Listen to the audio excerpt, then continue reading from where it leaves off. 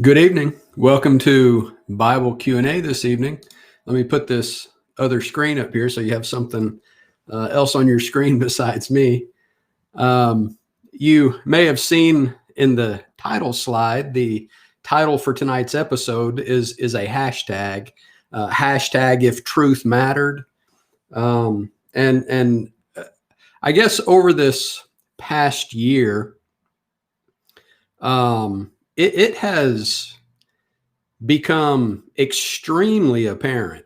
I mean, nobody can deny how obviously biased everybody is over everything. Not just politics, not just religion, not just any sports teams. What people are so biased in almost everything that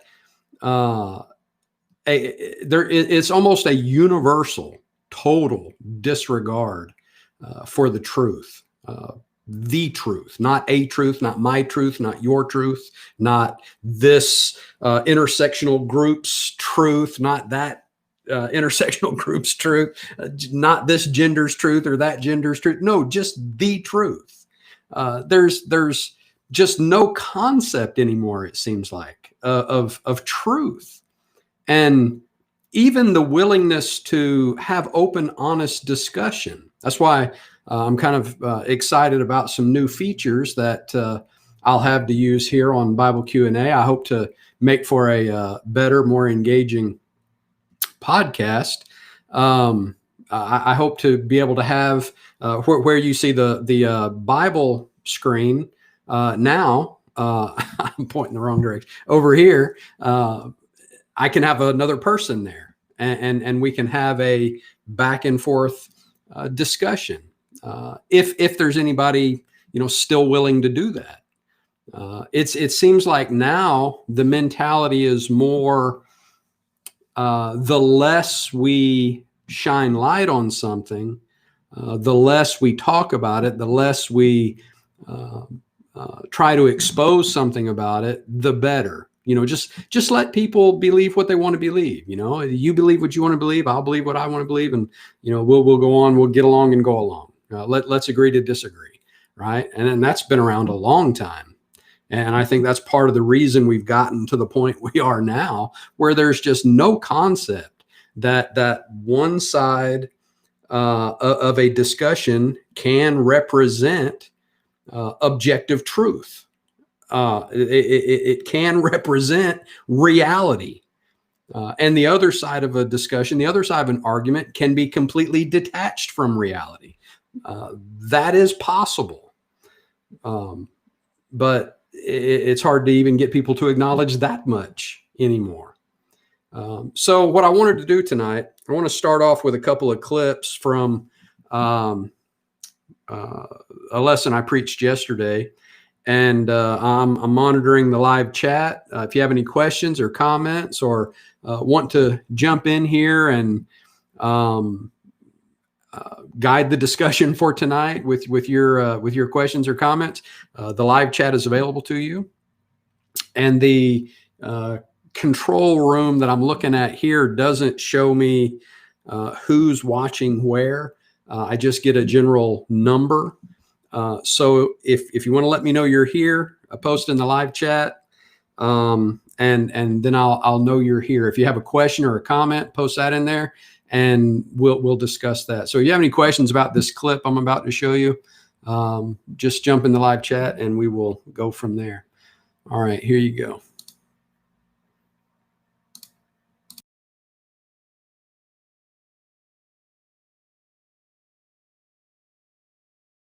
It has really become more and more apparent, disturbingly so, how little regard people have for the truth.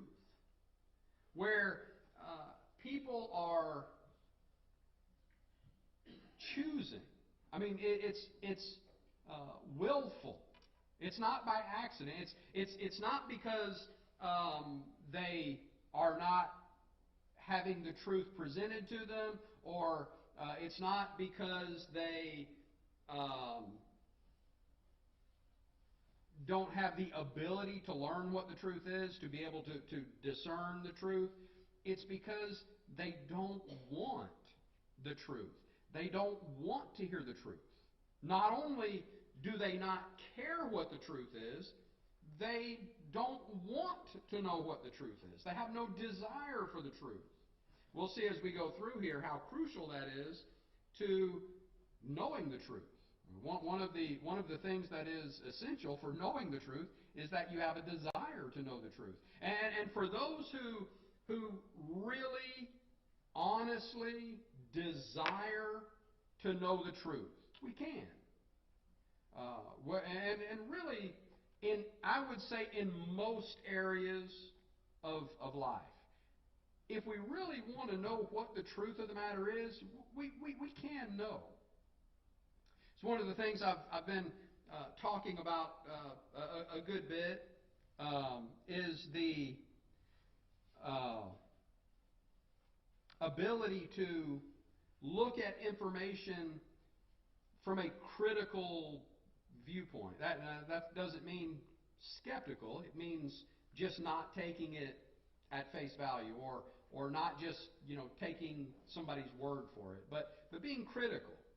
And if you do that, when you hear someone say something or you read something, you're able to pick out certain phrases or certain wording that shows a bias in what's being said.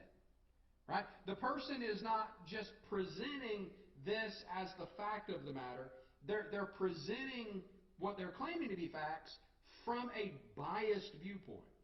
And that's dangerous, because it skews the truth at best and just flat out flips it over at worst. So it's important for us to have that love of the truth that Paul talks about to the Thessalonians, where he says that he sent strong delusions because they did not love the truth, or they didn't have the love of the truth. Well, without a love of the truth, you don't really care whether or not you're getting the truth. You don't have that desire to know the truth. But for those who do have the desire, we live in a remarkable time, don't we? Where, you see me walk up here every Sunday, every Wednesday, just about. You see me walk up here and lay that's my phone. You see me lay my phone down. Well, that's because it's not just, I'm not waiting on a phone call. It's not laying here because I'm waiting on a phone call. It's laying here because it's a computer. And I've got my notes on there, right? Everybody, we're all walking around with essentially a supercomputer in our pocket. And we can pull it out, and I don't want to say it because I know my phone will come to life, and maybe a lot of y'all's will too. But there's a catchphrase you can say that your phone will wake up, and it will wait for you to ask it a question. And you say the phrase and say, what's this such and such information I'm looking for? And it'll pull it up. And a lot of times it'll even read it off for you. Say, according to Wikipedia, it's blah, blah, blah, blah, blah, blah. Right? So, what really is the excuse, or the reason that someone doesn't check to verify what it is they're being told, to verify what it is they're hearing? What is the reason that when a person hears something, they just take it as truth without any kind of verification at all? Well, it's because they don't really care. They're hearing something that they want to hear. It's what they want to hear, and they want that to be the truth, so they don't really care if it's actually the truth or not. It's sadly the way a lot of people handle the Bible. All right. You think about that, people not really comprehending I mean, it's not just that they have a philosophy or an ideology or a mindset or whatever about the truth that, truth is malleable or fungible, or like gender is fluid or whatever. It's not even really that. It's that they don't even have a concept, not even a concept of truth, or the fact that truth matters. That's why I've been using that hashtag, if truth mattered. If truth mattered, there would not have been nearly 40 million abortions this year. If truth mattered, then, people would want to know what is everything involved in what's happening. It's not just a procedure where you're getting a tooth pulled or something. No, another person is having their life taken. They're being executed as if receiving a capital punishment sentence. If truth mattered, then people would want to know that. They would want to reflect on that. But they don't have a concept of it. There even being something like the truth. No, it's more, well, how does it make me feel? I don't feel good because I did something wrong, and now, there's consequences from this, sinful action that I engaged in. So what do I do? Well, I get rid of the consequences. And that's basically what abortion is. It's somebody. If truth mattered, then people would understand it for what it is, and they would recognize it for what it is. It's committing murder to cover up my crime. That's basically what it is. And if truth mattered, then people would want to know that. But sadly, truth doesn't matter to the majority of people. And it's not even that they're making a conscious decision that, I don't care what the truth is, or I don't want the truth, or, whatever. It's not even that they're making a conscious thought there, a conscious decision to do something. It's just that they've never been taught at any point in their life, from birth to today. They've never been taught anything like the fact that there is objective truth, that the fact that there is a reality, and things are a certain way in that reality. They just have no concept of that. And so, it's very concerning. It's very concerning that people are so oblivious to their decisions and their choices. It makes you wonder how much longer things can continue that way. Think about that. 40 million, almost. By the end of the year, it'll be past 40 million. 40 million innocent people murdered to cover up somebody else's guilt. That's astounding that people would tolerate that. People would just sit back and watch the numbers keep climbing. But, everybody's attention span is right here. If it's not right next to me, if it's not in the same room with me, if it doesn't affect my day-to-day life, then, don't bother me with that stuff. Don't bother me with that stuff. uh, don't bother me with, making any actual informed decisions based on actual information. Don't bother me with that. So, I mean, and that's where we are. That's basically where we are, in today's world. It's not just American culture. It's worldwide, and it's really something. So anyway, I've been, thinking a lot about that the past. It's been, a pretty good while that's kind of been something that is at the forefront of my attention, I guess. What can how can I get it across to, especially young people? I was going through, this is not a good thing to do right now for sure. Or, it's not really something to pay attention to hardly ever. But I saw a post on social media, which I've started calling socialist media, because, when they can decide what information you're allowed to have and not allowed to have, that's socialism. So it's not social media anymore. It's socialism media. There is a new platform that has come up, called Parlor. Let me see if I can get you Parlor's.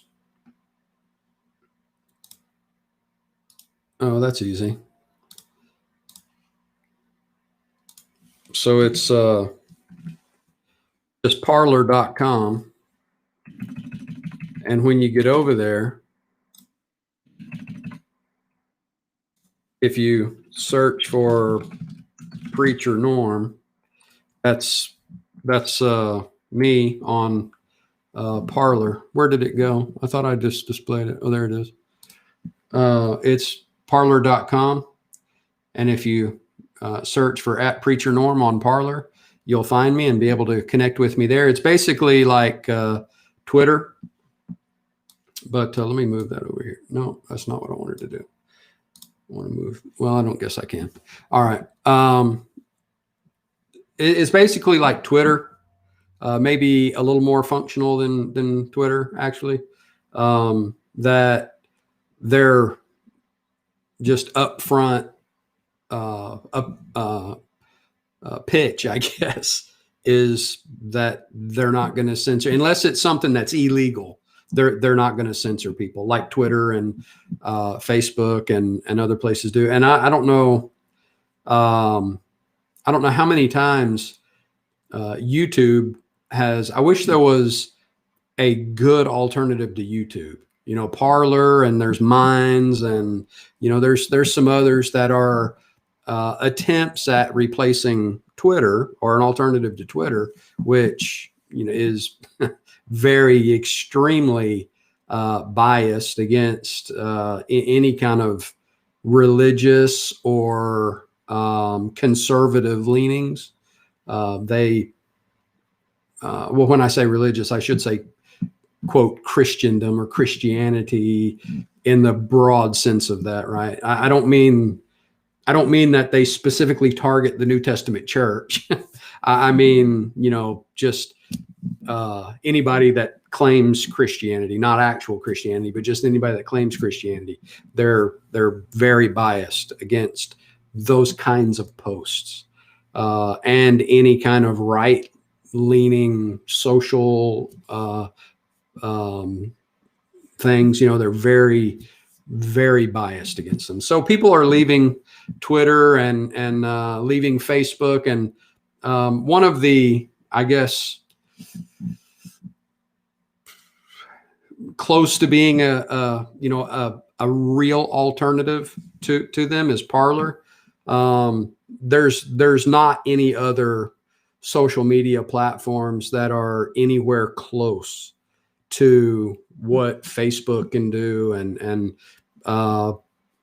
I think Parlor's getting, if not right with Twitter. I guess the only thing that Twitter can do that Parlor hasn't started doing yet is, if I wanted to live stream on Twitter, I could.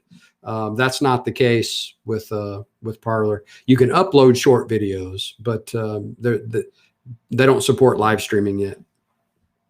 I don't stream to Twitter because I am fairly certain, based on what I've seen, analytic patterns and things. I believe that my posts on Twitter are what they call shadow ban, where they don't come out and tell you that they're banning you or that you're off the platform or whatever, and you just keep posting, but nobody sees your post. Nobody sees your posts. Way once in a while, somebody will reply to something to let me know that they saw something on Twitter, but hardly ever. So, I think based on the interactions and things, I think my posts I don't think anybody sees them. And to some degree, I think Facebook kind of does the same thing. I know another preacher that he got kicked off of Facebook or put on parole. How is it that these companies are able to put you on parole or to suspend, or and it's almost like penal language, right? Like we're in prison, right? And Facebook and Twitter can say, okay, you're in timeout. We're your parents, and we're putting you in timeout, or suspending, like, I'm the principal and you're suspended, right? Why do they think that that's okay?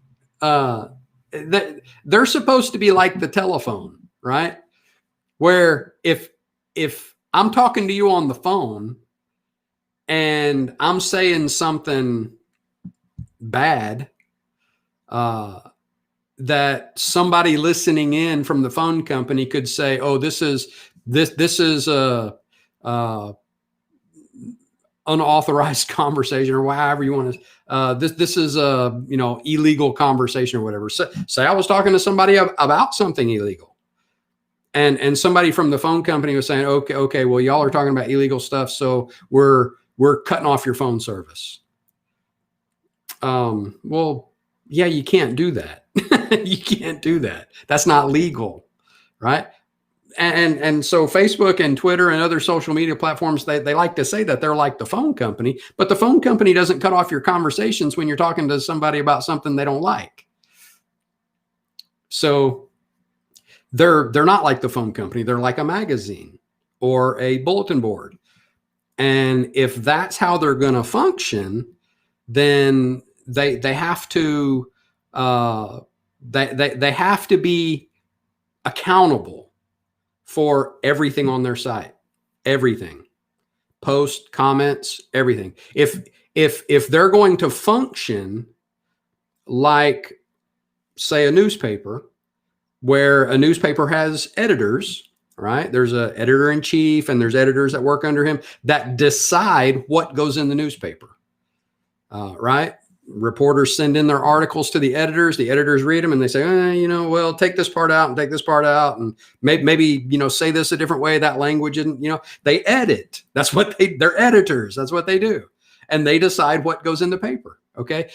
Well, if the Atlanta Journal and Constitution prints something that is false because they have editors, because they decide what goes in the paper, if they publish something in the paper that is false, not just false, I mean, they publish false stuff all the time, but something that is actually, damaging to another person, then they can be sued for that.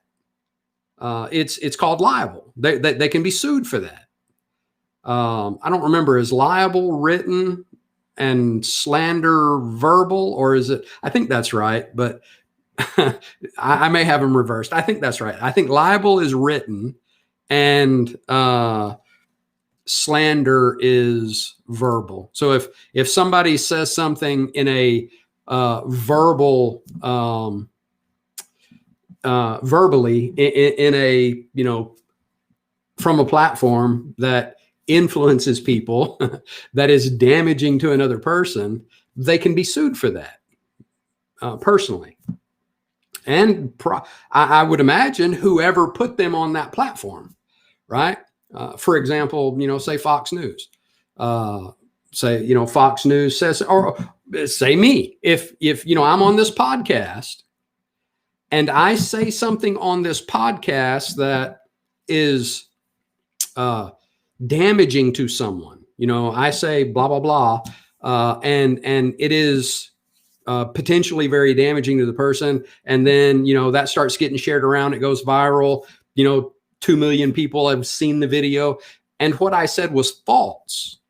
What I said was, or what I said I got by illegal means. Well, then I could be sued for slander, right? That's verbal. Or if it's in a written form, I could be sued for libel if I have those two right. Okay, well, if that's how Facebook and Twitter want to function, if they want to say, okay, if you post a sermon that says, like the sermon I preached yesterday, if you post a sermon that denies gender fluidity, that says that there's only two genders, gender is binary, it's male and female, that's it, nothing else, male and female.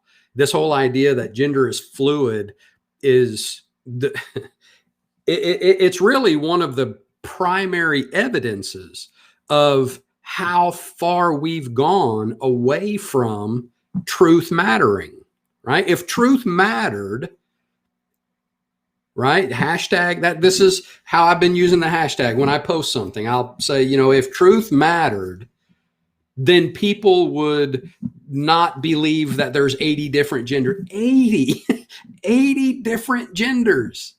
Can you, I even heard one person say that she couldn't put a number on how many genders there are because it's fluid. It's, when you put a number on it, well, then the number's different because, it's fluid. Now, see that they can say that. They can say that gender is fluid out of the same mouth that they say you're born with your sexual preference. You're born with your sexual proclivities. Okay, well, suppose a gay man, homosexual, by definition, meaning he's attracted to the opposite gender, or he's attracted to the same gender, rather. He's attracted to people of the same gender, right? He's homosexual. Suppose that guy goes through the hormone therapy and the surgeries and everything, and when it's all done, you can't tell the difference unless you do a DNA test. It's always, if you take somebody that is transgender, if you take that person and do a DNA test on them, and you have that DNA examined without any other information about the individual being tested, they will say that is a male. That is a male. They won't say that's a female just because he went through the surgery and he had the hormone therapy, and no doctor, no DNA geneticist, none of them are going to look at the results from that DNA test without the person in the room with it. Because if the person's in the room, they're going to say, oh yeah, female. Yeah. Right. Just like the Psychological Association just overnight decided that homosexuality wasn't a mental disorder after, for I don't know how many years, a long time, published in their books that homosexuality is a mental disorder. That it is it's a mental, that's what I said, a mental disorder, right? That's what they classified homosexuality as, a mental disorder, up until I think like the late 80s, maybe mid 80s. And then all of a sudden just flipped, just like that, just flipped to then saying, no, it's not a mental disorder. It's normal. Well, based on what research, based on what, what information did you examine to come to that conclusion? Well, there's not any. It's just the public perception of homosexuality changed because of a concerted effort from that community in entertainment, in media, every form of media. It became, more normalized in society. And so people didn't see it as an abnormality anymore. And so they said, well, okay, it's not a disorder anymore, right? Well, that's not medical. It's not scientific. It's not data driven. It's just feelings. It's just nothing. It's just, okay, well, today I don't like it. Today I do like it. Well, what about tomorrow? Whoever's in power doesn't like it. And they don't like it so much that they make it a crime, like it is in some countries, where they throw you off the roof if you're accused of being homosexual. So it has to be based on something other than just how I feel about it, right? Well, it is. It's based on the truth, objective truth. And if truth mattered, these things wouldn't exist. These things would not exist, right? Let's look at some comments. Hello, Richard. Good to see you watching tonight. I'm using this feature to post the comments on the screen. So I appreciate you watching, Richard. What? Yeah, I clicked on the wrong one. Hello, Richard. Hello, Gwendolyn. Good to see you this evening. Gwendolyn says, I would like to know if you could explain the parable of the sower and if that somewhat applies to your sermon. Thanks. I didn't use the parable of the sower. Okay, I showed it. Now how do I take it off? Oh, there it is. Okay. I didn't use it in my sermon yesterday, but I suppose that there would be some application of it to that. And we know the parable of the sowers, or the parable of the, I like the heading in the New King James Bible, the parable of the soils, because that's actually, what he's talking about. I'm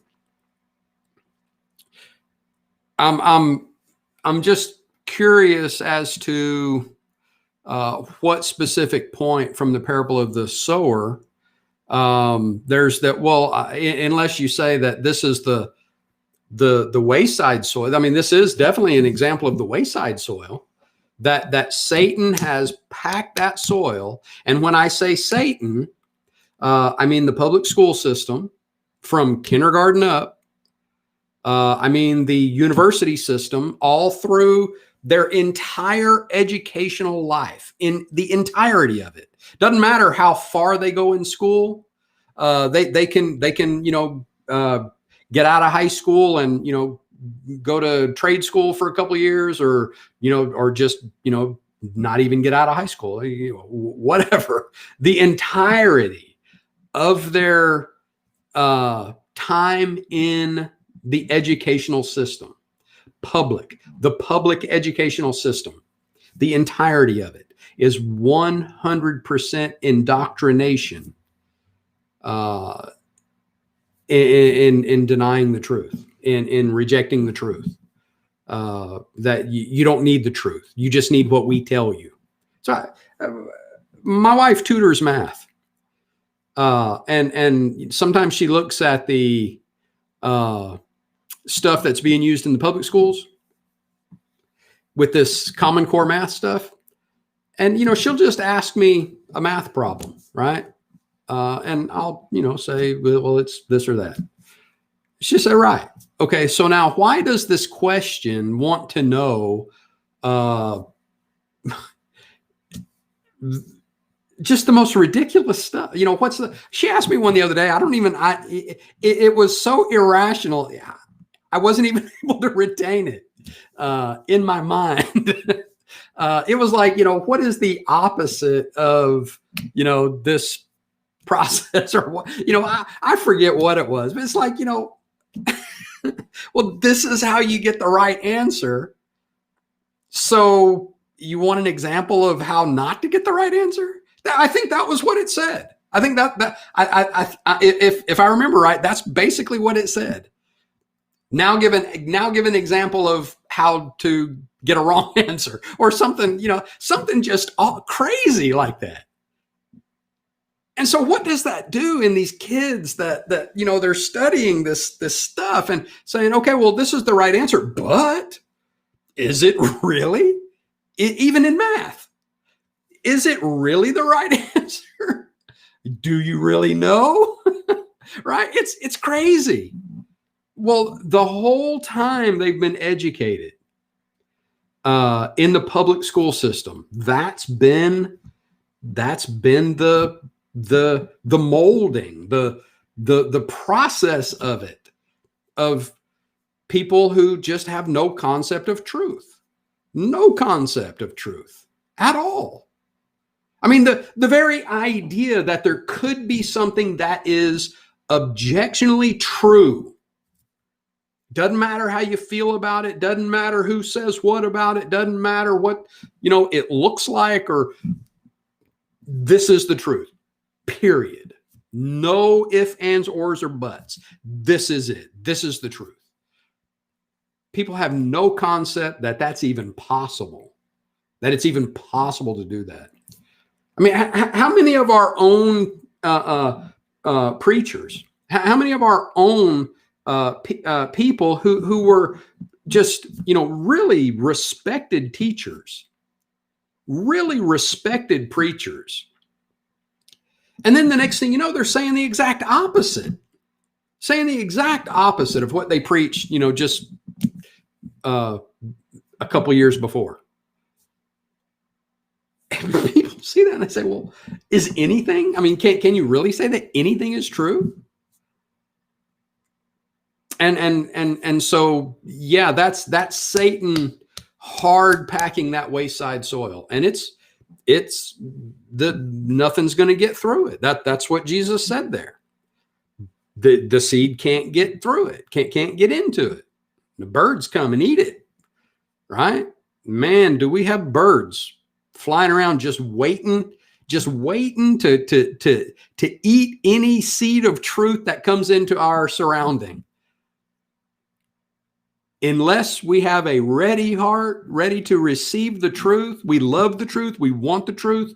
As the Proverbs writer said, we want to buy the truth and sell it not. Those birds are just waiting to eat the seed before it even really hits the ground, and that's kind of what we're dealing with. So yeah, I mean, I would say there's some application there. It's not a passage that I used in the lesson, but there's definitely application there. All right. Eric Embry says, amen. I suppose all of mankind has a besetting sin. I suppose a person who is attracted to the same sex would say, it didn't put your whole comment up there, would say they didn't choose to be. I'd say, sure, fine, okay, but you do choose to act on it. That's the line of demarcation between good and evil, a choice we make, God's way or mine. Okay, I see what you're saying. So even if you give them the argument that they were born that way, right? And that's kind of the talking point about homosexuality, that they're born that way. Right. And I know our typical response to that is to say, well, you were created by God, created in the image of God. And so God's not going to create a person that is predisposed to sin. God doesn't do that, right? James chapter 1 makes that pretty clear. God doesn't do that. So if you're born that way, it must be okay. Well, then we got the problem with, the word being pretty clear that it's not okay. It's an abomination. It's a sin. God destroyed cities because of homosexuality, right? There's no way you can reconcile it with the Bible. No way. Romans chapter 1 makes it pretty clear. You can't reconcile it with the Bible.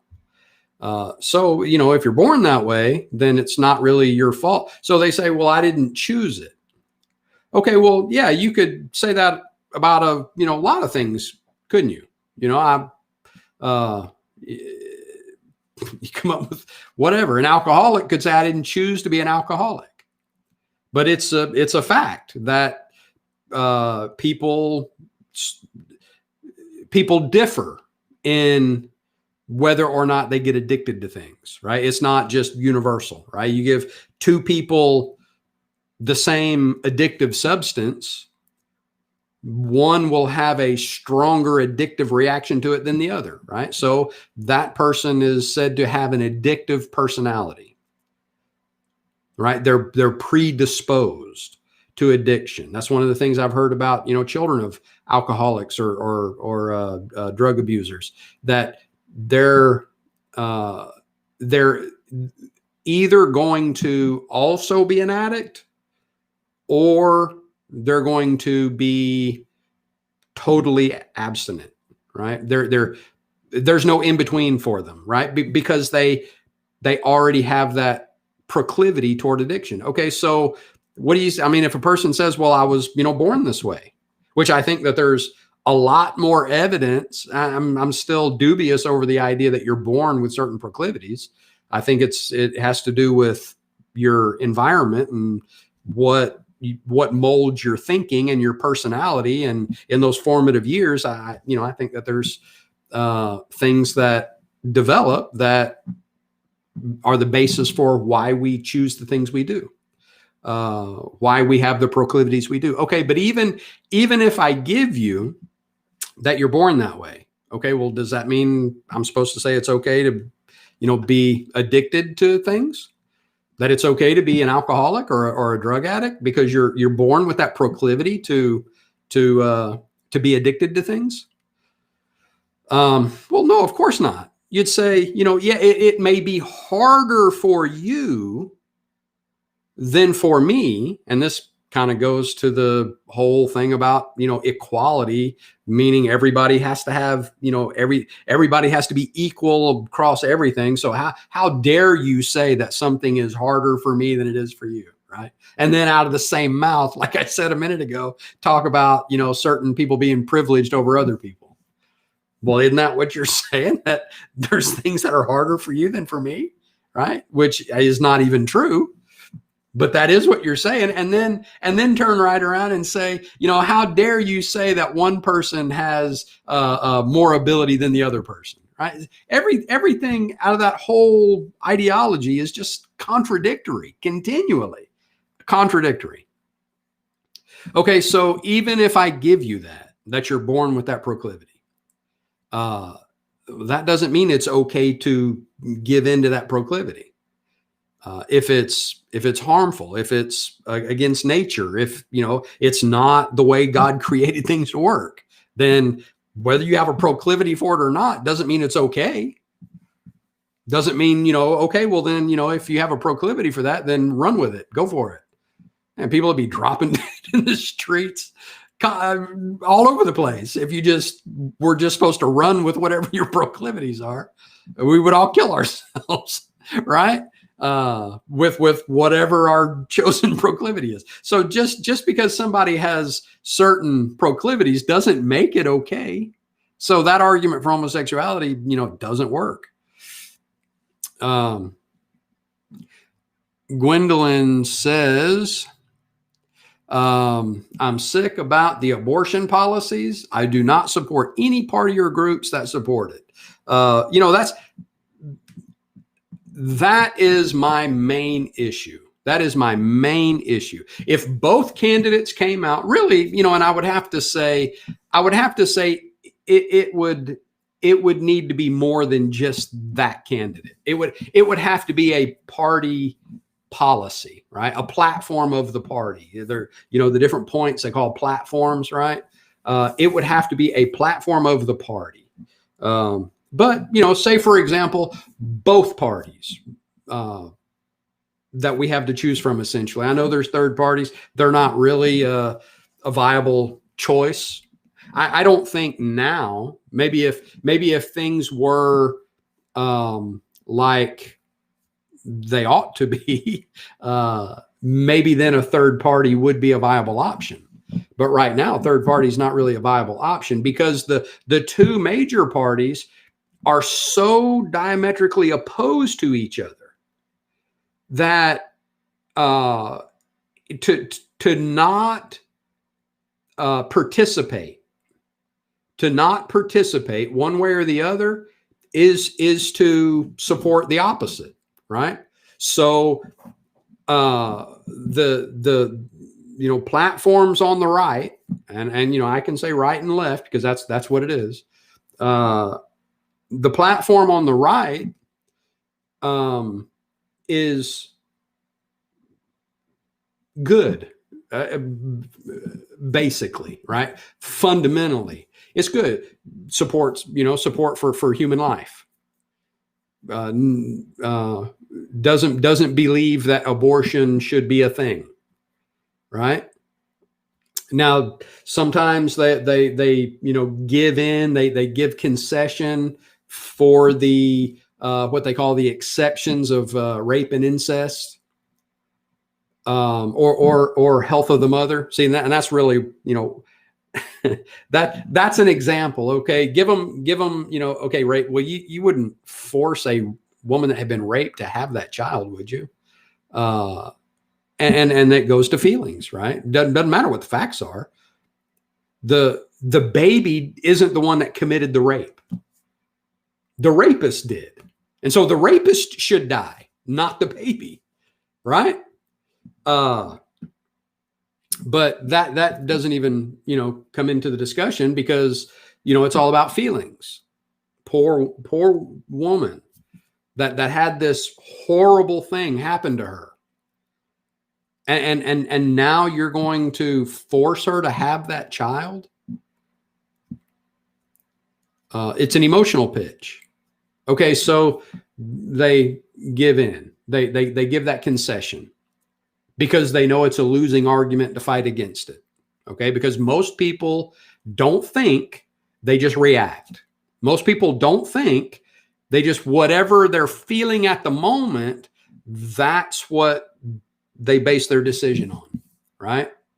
So it's a losing argument. People hear that. It makes them feel bad. They say, well, no, of course not. They're not thinking, well, by saying, no, of course not, you're talking now about the baby having to pay the death penalty that the rapist should be facing. So you're killing one person because of another person's crime, right? Well, they don't think about that. They just think about the emotional response to the argument being presented, right? So if people don't think critically, then these kind of things happen. Okay, so they give into that, and then they say, well, incest is worse than rape if you can say one thing's worse than the other, right? It's at least just as bad as rape. So you're not going to make that woman have that baby, are you? Really? Okay, same thing, give in. So now here comes the next one. Well, what if carrying the baby to term is a danger to the life of the mother, is a danger to her health?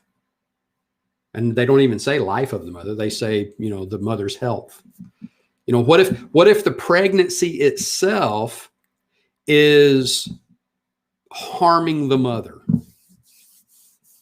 You're not going to, put her life in jeopardy, are you? To not allow her to get an abortion and possibly die herself. Okay, now if truth mattered, hashtag if truth mattered, then a person would say, well, you don't kill one person, don't kill someone to an innocent person, okay? Because, I mean, there are situations where you would kill one person to save another person, but not if they're both innocent, right? Not if it's two innocent people. That's under consideration. You wouldn't say, okay, here's these two people. You can only pick one, the other one dies. Well, no, that's not an actual choice that I'm okay with making, right? I mean, why would one of them have to die? Well, just suppose that one of them has to die. Okay, now which one do you pick? Well, if truth mattered, okay, if truth is what mattered and not emotional reaction, if truth is what mattered, then I would have to say that the more innocent of the two, okay, you say both of them are innocent, neither one of them actually, committed a crime, and let's make it the best possible situation all around. It's a young lady in her mid-20s, married to her, the love of her life, good income, healthy, the picture of who should be bringing children into the world. And yet something's wrong. And if we can save the baby, but the mother's going to die. Or we can save the mother, but the baby's going to die. Now, I'm not saying that's an impossible choice, that's an impossibility. It has happened that choice had to be made. It's extremely rare, especially today with our, modern medicine. It's extremely rare. But if truth mattered, then I would have to answer that question by saying, okay, which one is they're both innocent. Which one is the most innocent? Is it something about the baby's body that is causing the problem? I mean, does the doctor need to do some surgery on the baby's body that might be able to alleviate this problem? Or is it some factor with the mother's body? Deal with the body that is, for lack of a better term, the problem in this situation. Deal with that body. Leave the other body alone. That's what I would have to say, right? But both are innocent. So which one is the more innocent of the two? Which one is the one in this situation that is not contributing to the problem? Save that one. Now that's just purely facts, logic, reason, with no emotion involved at all. That's what the truth of the matter is. What the reality of the situation is, right? But that's not how people make decisions. It's not how people think. It's not how people or I should say, don't think, right? Because in our current environment, emotion is the only thing that matters. How does it make me feel? Even to the degree that me saying something that makes you uncomfortable or hurts your feelings, makes you sad, just me saying that can get me kicked off of social media. I've lost features on YouTube. YouTube has taken features away from me because they don't like my content. People flag. I don't use bad language. I don't tell bad stories or there's nothing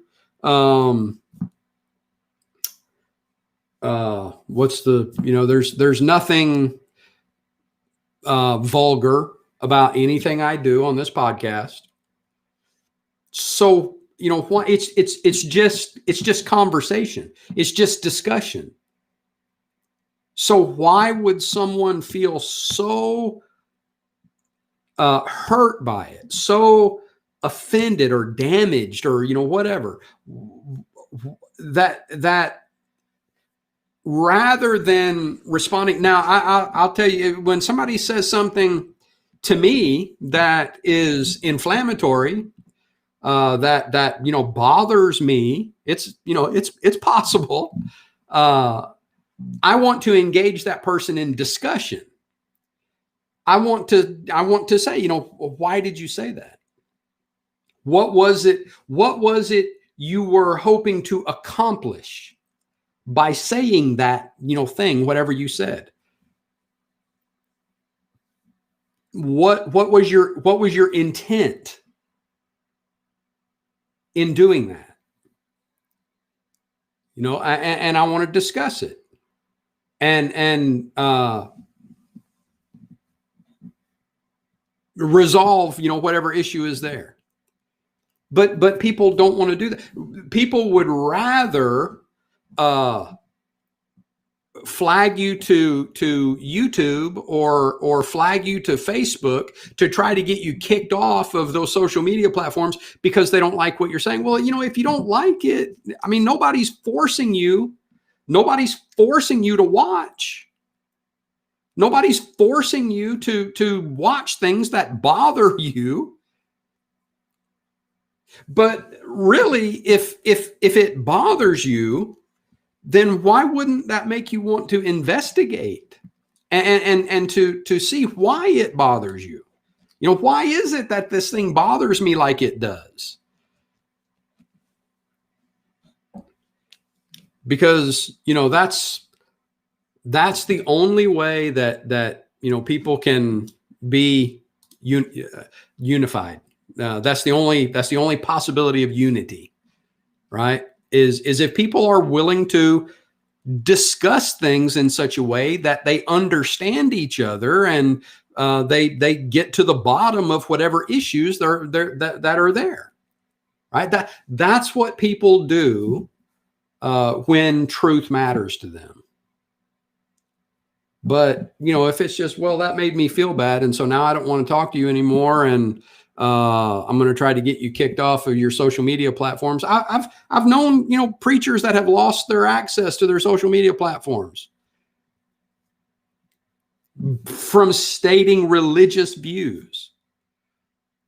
That's bad. When people care so little for truth that they would rather have another person silenced, take away their ability to speak, instead of engaging in honest discussion with them. And that's where we are. All right, let's go back to the comments. I think I probably got pretty far off of the discussion on the comment. Let's see. Eric, we talked about that. That was Gwendolyn's. Hello, David. David says the public school system just makes socialists and evolutionists of kids, despite going to church. This thing truncates the comment, so I need to be sure I'm looking in the right place. Just make socialists and evolutionists of kids, despite going to church, because they have them 5 days a week. You know what, David? I understand your point there very much. I agree very much with your comment there. That the reason we're seeing our society go the way it's going is because instead of us instilling our values in our children, we have turned that responsibility over to other people who don't know you, don't care about you, don't care what you want. You got social workers in some counties that if the public school makes a recommendation for your child, for you to, this is what you need to do for little Johnny, and you say, yeah, I'm not doing that. Go on, go back to your closet. Leave my kid alone. You got social workers that'll show up and take them away from you because the state knows better than you how to raise your kids. And we have gone along with it. We've gone along with it. I was really glad when we moved here to LaGrange that there is a large active homeschool association here, and we were able to get involved with that homeschool association, and my daughter has really enjoyed that, and it's good. It's good, and the values that are being passed on are the values of those families, not the government. You turn your kids over to the government. So yeah, that's a plug for homeschooling. It's my podcast. I like homeschooling. So yeah, I'm plugging homeschooling, right? We turn our kids over to the public school system where government employees teach them the government line from sun up to sundown. And the only exception I would take to your comment, David, is that you say 5 days a week. It's more than that. It's more than that, because what are they doing when they're at home? What are they doing when they're home from school? Well, it's not enough that they're in school. It's not 5 hours a day. It's like 8 hours a day, isn't it? I think the school day is more like 8 hours. Unless, it's been a long, my child's never been on the public school schedule. So it may have changed. So I don't know, but what are they doing when they're at home? It's not enough that they have them all that time there under their direct control, but then they send them home with stuff to, keep them in their indoctrination for hours at home. So by the time the school day's done, the dinner's done, the homework's done, it's time for everybody to go to bed, good night. And then you don't see each other again until the next afternoon. Or maybe if you all get up at the same time, you see each other for a little while in the morning before everybody goes off, school, jobs, right?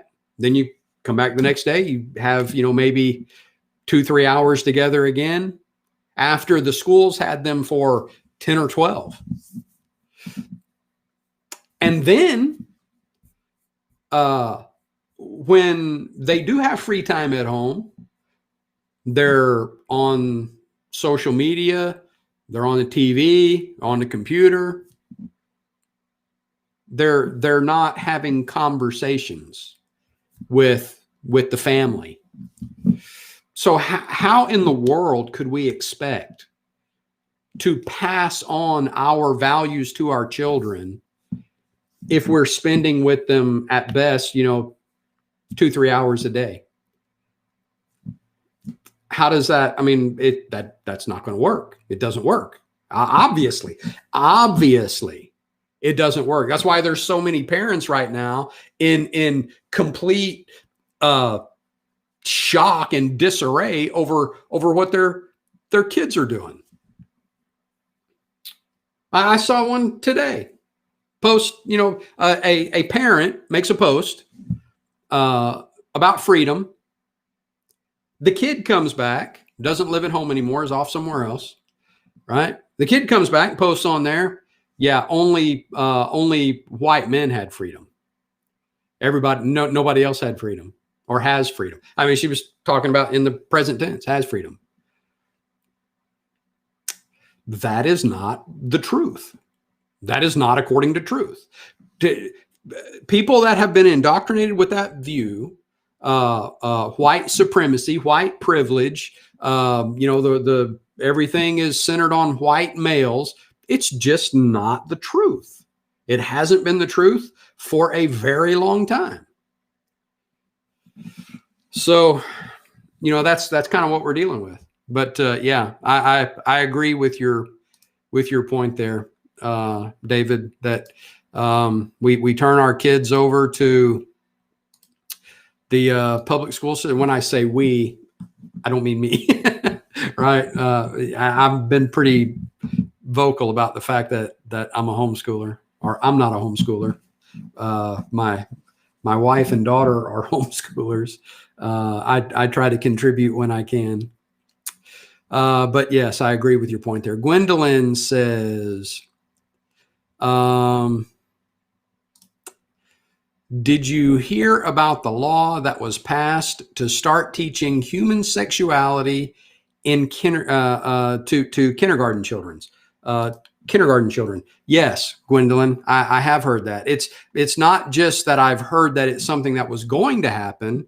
I'd have to look it up to see, where it's actually being done. But there's some places that have sex ed type. When I was in high school, and I did go to public school. That's what's wrong with me, right? I did go to public school. So I remember in high school there was a sex ed class, and that was back when I was in high school. I remember years ago. Right. That's back when I was in high school, and there was this, sex ed class where they were talking about, safe sex. You think they were allowed to teach abstinence? The only safe sex is married sex, right? You think they were allowed to teach that? No. That was back when I was in high school. Now it's so much worse than that. You may be a boy, but you don't feel like a boy. Maybe you feel more like a girl. Well, it's okay for you to, feel like that and to express that. Maybe you're a girl, or if you're a girl, but you feel more like a boy, and well, that's okay. Maybe you're a boy and you can be a boy, right? That's sex ed now.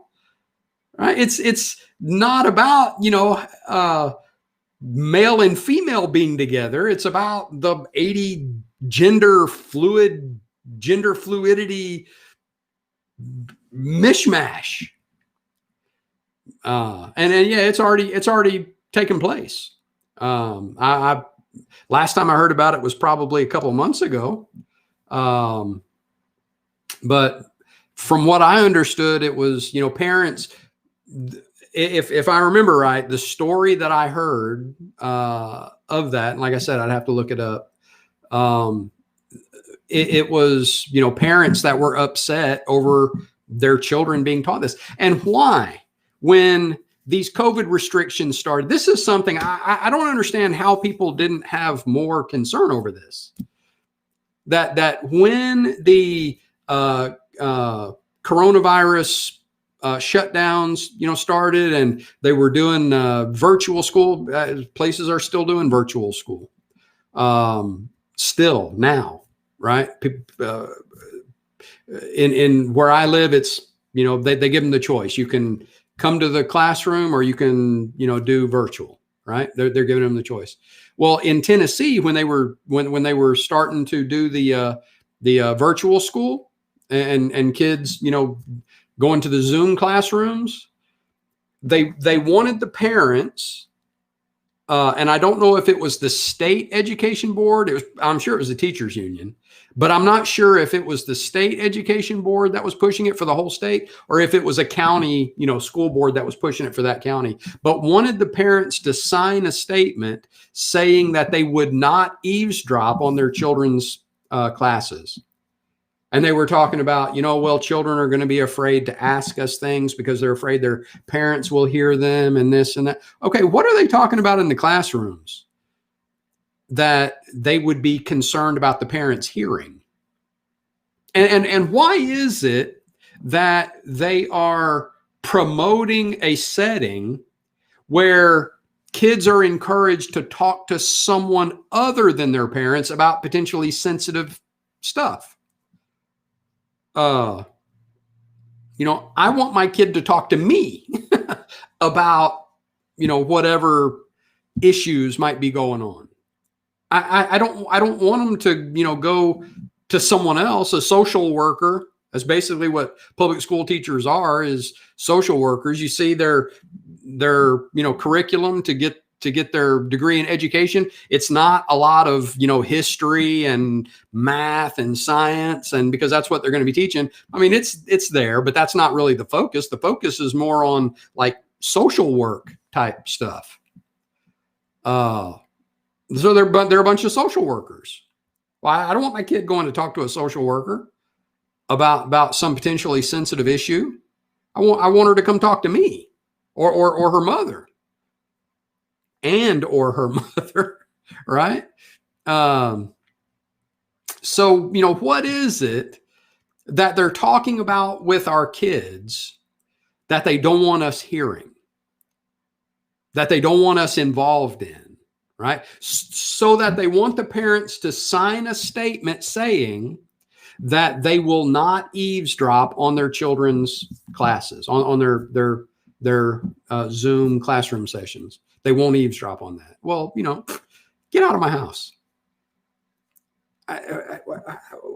Why would they think that that's okay? Why would they think that they have more right to my child than I do?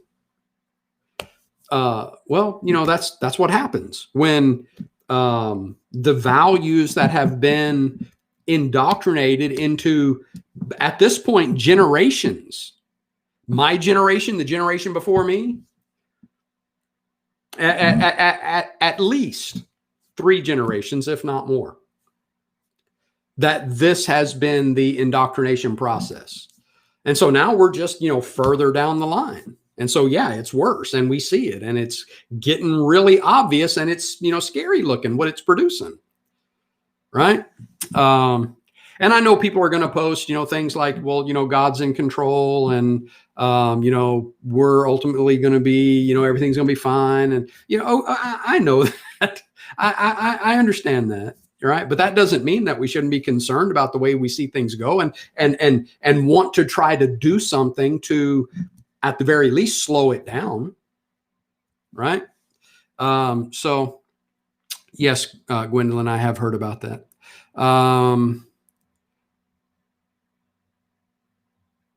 God makes man upright. We make choices.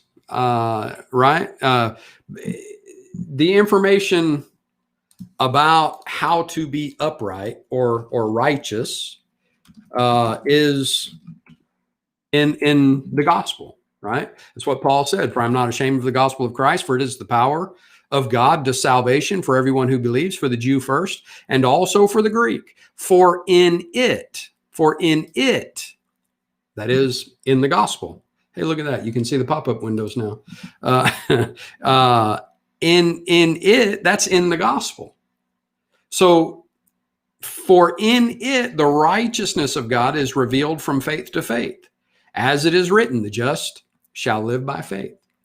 So in it, in the gospel, is revealed the righteousness of God. So if we want to be upright, if we want to be, righteous people, then it has to be by living according to the gospel. That's the only way. In it is revealed the righteousness of God. And that's what Paul means there. That's why he wasn't ashamed of it, right? He would go and preach the gospel anytime, anywhere, regardless of any threat of persecution, because he understood that the only way to be a righteous person was to live according to the gospel. And so that's right, Gwendolyn.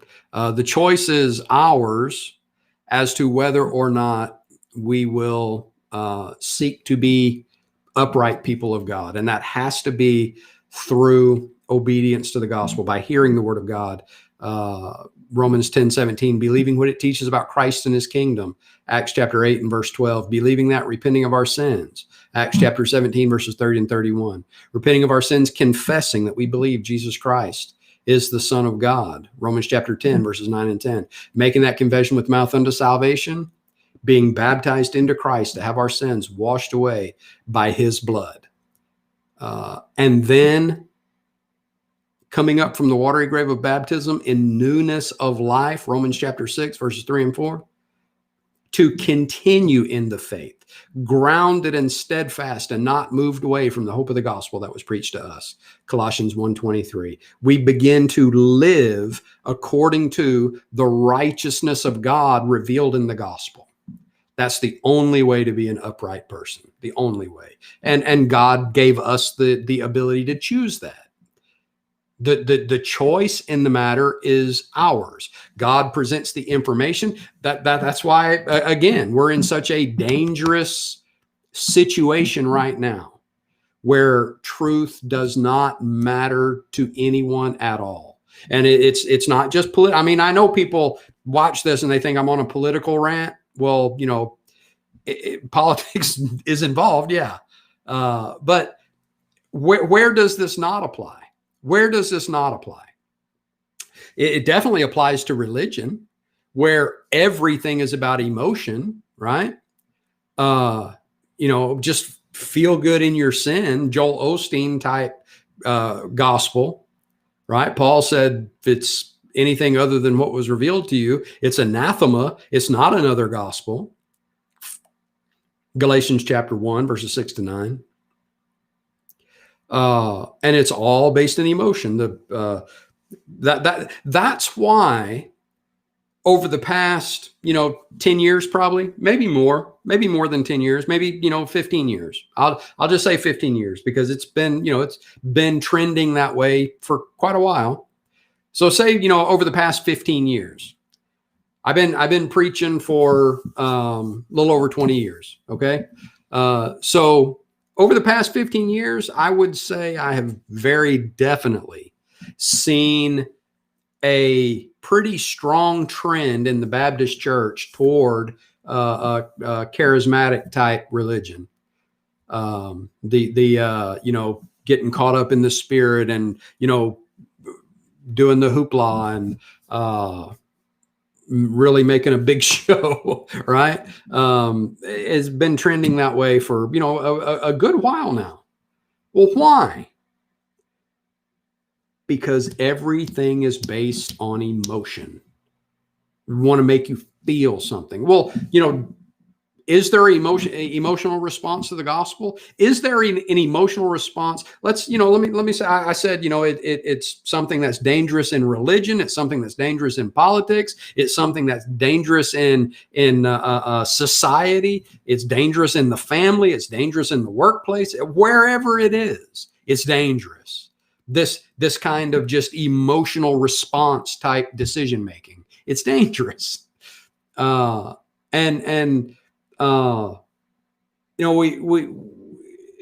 We see things trending that way in every realm. It's not just religion; it's everywhere. So this isn't just a political rant. It's how concerning it is that people don't care about truth in anywhere. If you can create a narrative that produces a strong enough emotional response, it doesn't matter if it's true or not. It doesn't matter if it's true or not. People will respond to it. People will act on it. People will base their decisions on it. when the way it's supposed to work, the way that we're designed to function, is that we take in the information. That's why we have 5 senses, right? 5 senses. Because we're designed in a way to take in information, right? And we do it by hearing, by seeing, by smelling, by tasting, by feeling, touching, right? That's our 5 senses. That's the input to our brain. That's how we're designed to function. We take in information and we process that information. We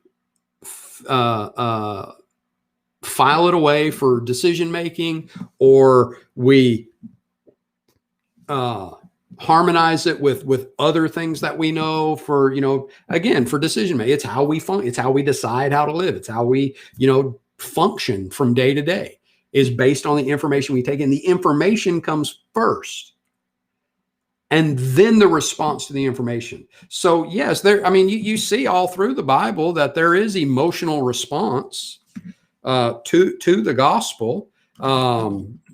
Probably one of my favorites is the Ethiopian eunuch. And why did it go to Acts 28? Acts 8.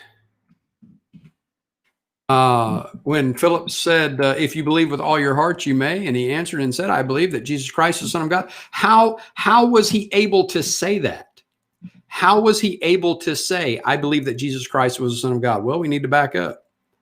I'll just start with verse 34. So the eunuch answered Philip and said, I ask you, of whom does the prophet say this? Of himself or of some other man? Then Philip opened his mouth and, beginning at this scripture, preached Jesus to him. Now, as they went down the road, they came to some water, and the eunuch said, see, here is water. What hinders me from being baptized? Then Philip said, if you believe with all your heart, you may. And he answered and said, I believe that Jesus Christ is the Son of God. See, he had the information. Philip preached Jesus to him. So Philip had imparted the facts of the gospel to the Ethiopian eunuch. So the Ethiopian eunuch made a decision. As Gwendolyn said, he made a choice. He said, see, here is water. What does hinder me to be baptized? He made the confession with the mouth unto salvation. I believe Jesus Christ is the Son of God. And it says in verse 38, so he commanded the chariot to stand still, and both Philip and the eunuch went down into the water, and he baptized him. Did the eunuch have an emotional response to the information? Yeah, it says in verse 39, now when they came up out of the water, the Spirit of the Lord caught Philip away, so that the eunuch saw him no more, and he went on his way rejoicing. The eunuch went on his way rejoicing. So where is the emotion in that passage, in that narrative, we'll say? Where's the emotion? Does the emotion come before the information? And then, the person is responding to emotion rather than the information? Because if the emotion, comes first, well, then the information is different, right? It's decision-making from the emotional response, not from the information. So the information comes after, which would make the information different. Well, no, the information comes first, then the response to the information, then the emotional reaction from the response. That's the natural order of things. So when emotion gets put first, things are out of whack. I've been saying that about the Pentecostal church for years, that the whole thrust of the Pentecostal church is emotionalism, right? You get people hyped up, excited, jumping up and down, bouncing, shaking, quivering, having these emotional overloads. so that they have these, what they think are religious experiences. No, it's from it's from a sensory overload. Your brain is flipping out because you're pumping too much input to your brain, emotional input, not informational input, emotional input. And you can't, you can't process it. So you flip. People start, babbling or seeing things. And same thing happens when you have sensory deprivation, right? You take all the sensory input away. Well, your brain just starts making stuff up, and, it can be kind of wild stuff, right? Well, you have the same, you respond the same way to no sensory input as you do to too much sensory input, right? You react the same way. You have, what people believe are religious experiences. Well, it's not a religious experience. You have messed up the natural order of the way you're designed to work, the way God created you to function. You have short-circuited it. That didn't sound right. You've caused a short circuit in there. And so you have these out of body experiences, we might say. Well, that's not the way we're designed to function. We're designed to function by the sensory input, processing that, thinking about it, right? That's why we're thinking beings. We're created in God's image. No other living creature can take in information and process the information for decision making. No other creature can do that. Now, you can train animals to do certain things, but that's not the same thing as analyzing information, right? You're not going to see, a dog, staring up into the sky, contemplating his existence. He can't do that. We can, because that's the way we're designed. We're designed to process information.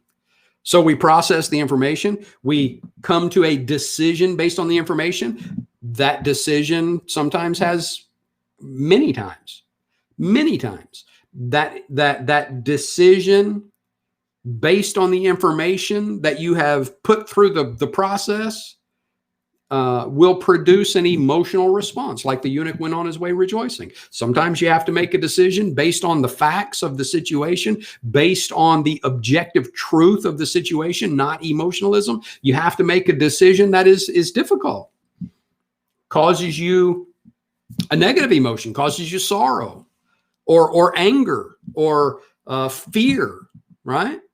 So yeah, a lot of times there is an emotional response, but the emotional response comes from the decision that has to be made from the information, not the other way around. The emotion doesn't come first. If you're putting the emotion first and not processing information at all, you hear something, right? You have the sensory input, and instead of processing the information to come to a decision, you just have an emotional response to it.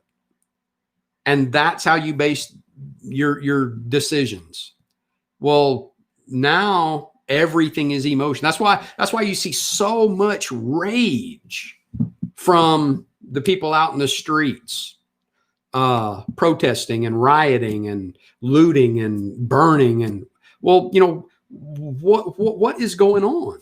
Well, that's where you get to when, instead of teaching people how to think, instead of teaching people how to process information, you just teach people to react emotionally to everything, to whatever it is. Doesn't matter what it is. Don't think about it. Don't think about the information. Don't process the information. Just have an emotional response to it. Just act on your emotions. How does it make you feel? Go with that, right? Well, that's where we've gotten to. That's why we see things the way that they are. And it's, it's concerning. So that's right, Gwendolyn. Appreciate your comment. Eric says, I've always said no reason for a pregnancy in that scenario to reach the point of an abortion. Right. And I think I started to say that when I was talking about that. The actual percentage of abortions that happen for that reason is almost none. Almost of that, nearly 40 million number that I put out there, and that's this year. That that's not from the time abortion started. That's this year. Just this year, almost 40 million abortions. The number of those abortions, percentage-wise, would be well below 0%. It'd be, point some really low number, right? Of how many abortions were actually done, because if it wasn't, the woman would die. But yeah, I agree with you. There's no reason for a pregnancy to get to the point of abortion, even in that scenario. I agree 100%. I'm going to get through these last comments pretty quick, and I did want to play another video clip for you before we go off. So let me go through. David says, just hypothetical with the advances in modern medicine, C-section, and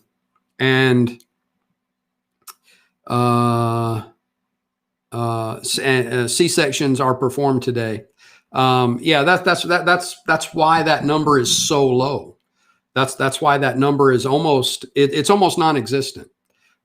So that's why people on the other side of the argument a lot of times have said, okay, we'll give you that. Okay, well, if you'll agree to ban abortions, except in the case of rape, incest, and health of the mother, then okay, we'll give you that. And so now, after giving those concessions, because the thinking was, the actual number out of all abortions that are for one of those three reasons is so small that by giving those three concessions, we would still be saving millions and millions of lives. So, okay, we'll give you those concessions. Even though we don't think abortion should happen at all, we'll give you those concessions in the interest of saving the millions of lives it would save. Okay, so what do? They say, okay, well, health of the mother now includes if she's sad about the fact that she's pregnant. It's causing depression. You don't want her to be depressed, do you? So now that's included in health. So, even with the exception of health of the mother, that is so broad, it can't be there. You can't include that, because when you include an open-ended thing like that, they are going to find ways to broaden it to include anything and everything, which is what they've done. And so that's right. Let's see, where were we? Richard says, Stephen in Acts 7 reminds me of what you're talking about. Yeah, that's, Stephen basically looked at those Jews that were accusing him of blaspheming the law of Moses. And he said, look, you're accusing me of blaspheming the law of Moses. Let me tell you what I know about the law. And he gives the best Old Testament survey. It's an inspired Old Testament survey, right? Doesn't get better than that. So yeah, that's right. He presented facts. That's right. Let's see.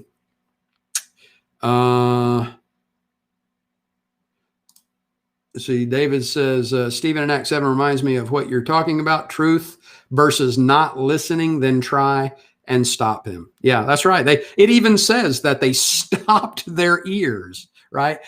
Now that's the kind of irrational response to information that we see today, is exactly what you read there in Acts 7, where they don't want to hear it. They stop their ears from hearing the information because they don't want the truth. They don't care. They just want this person that's making them feel bad to go away, even to the point of killing them, right? It happened before. It'll happen again, right? Um, Gwendolyn says, "Thank God for the gospel." Amen, Gwendolyn. 100%. Gwendolyn goes on to say, women can use preventive methods if they don't want to have a baby. Yeah, like not having sex until you're married. That would be the most foolproof preventative a person could. There's only one way to have a baby, and that is to become pregnant. And far as I know, the ways a woman can become pregnant is pretty small, like one, right? Unless she goes through some medical procedure to do it unnaturally. There's only one way to become naturally pregnant. So if you don't want to become pregnant, don't do that thing. Don't do that thing, right? And so, yeah, women can take preventative measures. That's right. The best of those preventative measures would be don't have sex till you're married. Okay, something is wrong with this picture. That is right. 100%. Gwendolyn, you are correct. Well, I have got to go. It is 8:36, and we've been on for about an hour and a half now. So if there's no other comment, I did want to play this other clip. Bear with me. Stay with me for just about another 5-6 minutes, I think, and let me know what you think of this clip. Hang on.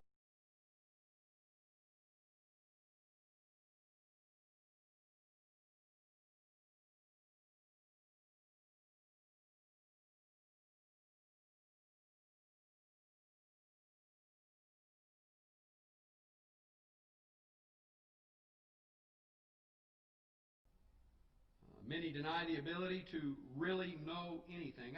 It amazes me where we have come to through the efforts of postmodernism and various philosophies, where we've come to in our world today, where people don't think that there's any such thing as the truth. It's one of the things that it just breaks my heart for our young people. College students, young people coming out of college. And they've come through a college system that has taught them all through their higher education. And it really started in grade school and plays over into higher education. But it really gets ramped up in higher education.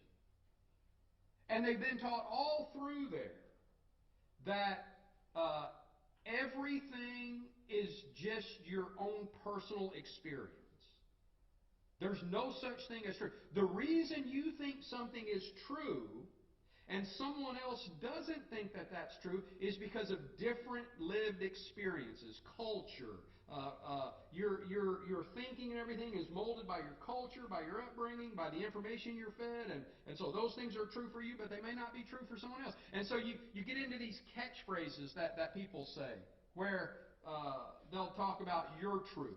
Right? You may have been talking to somebody and they'll say something about your truth or my truth. Well, there, truth doesn't belong to me. It doesn't belong to you. It's not your truth or my truth. It's the truth. It's the truth, right? There's only one true thing. If we're both talking about the same subject, right? And you understand it one way and I understand it another way, both of those can't be true. One or the other has to be true. One has to be wrong, or either both have to be wrong. But you can't have contradicting views and they both be true. And yet we've come to a time in our society where truth is rejected. The very idea of truth is rejected to the degree that you can't even know the truth about someone's gender. That's how bad it's gotten. You can't even know the truth about someone's gender, right? Gender is fluid, we're told.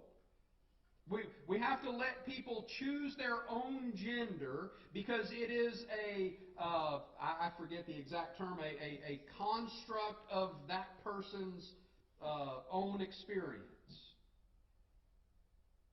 Well, no, the truth of the matter is that gender is a biological determination. A person is born one of two genders. I read a meme on Facebook. I thought it was pretty funny. It says, isn't it interesting that archaeologists only find male and female remains? They never find any of these other 80 genders that people talk about? Yeah, that's pretty interesting, isn't it? But that's where we've gotten to with our understanding of truth. You can't tell someone that they are a male because they were born a male. They have the genetic makeup of a male, the chromosome count of a male. Have all the parts of a male. They're a male. You can't tell them that. Because now you're trying to impose your truth on them. Well, no, I'm not. I'm saying the truth. It's not my truth or your truth, it's the truth. And so when people disregard truth to the point that you can't even say that gender is binary, that there are two genders, male and female, you can't even say that anymore, well then we've lost all touch with the truth, all concept of the truth. And just me saying this, I don't know, somebody may need to go check the live stream. Because just me saying that is enough for Facebook and Twitter to kick you off of their platform altogether.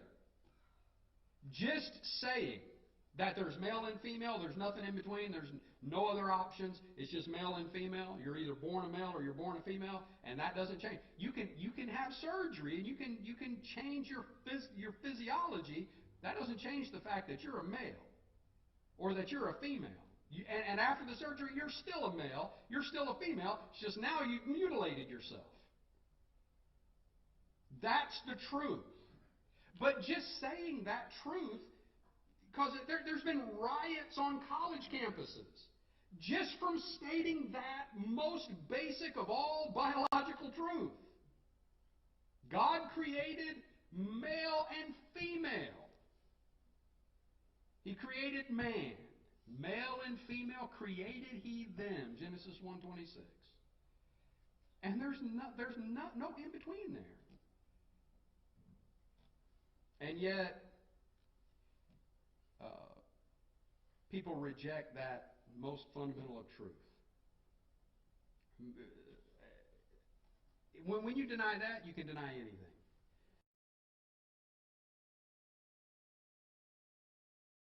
All right. Thanks for watching tonight. Until next week, be sure to subscribe, like the video, share the video on your social media platforms, invite your friends and family to come and participate in the live podcast Monday nights at 7 p.m. Eastern.